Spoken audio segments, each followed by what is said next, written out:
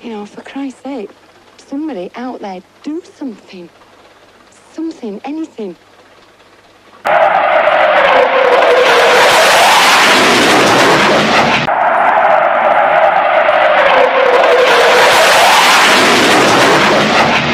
We were supposed to carry on as normal, right? These arrows show suddenly you've got to change the way you run your traffic. How can you carry on as normal? It's ridiculous. The people here don't want Argentine rule. Along the road from the airport, there's an almost constant stream of soldiers marching to take up defensive positions in and around Port Stanley. And in the island's capital, troops have taken over houses left empty by British residents who fled into the countryside. For those who've stayed behind, even walking down the street is a nerve-wracking experience.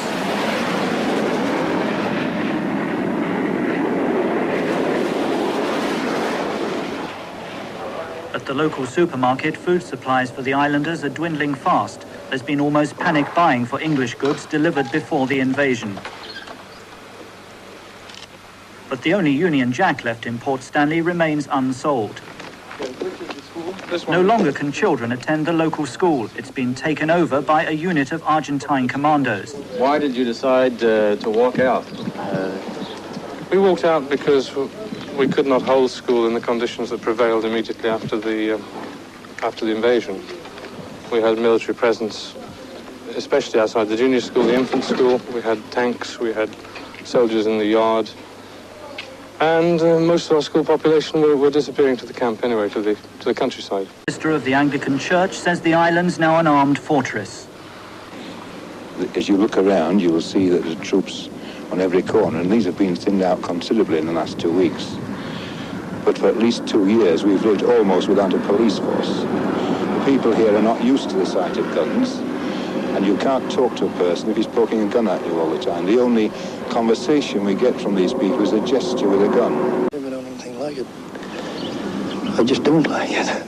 Do you feel like a hostage here? Well, more or less that. Because there's not much we can do. You're not allowed to go out of the town. Or even go into your home up on the hill there without all their authority or authorization and all the rest. Have they told you you can't leave the town? They haven't said we can't leave. No, it's very difficult to leave. Would you like to leave and get out of the islands? Well, if we were all taken out of it, yes, but otherwise, no.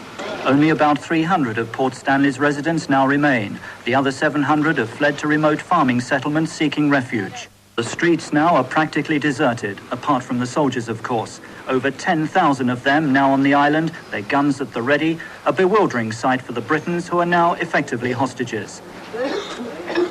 I'm staying. I'm staying if it remains the Falklands, but not Argentina. I can't say anymore. It makes me so angry. The old people are frightened. They're frightened. Some of them are frightened to go out of their homes. They've been begging for food at the doors.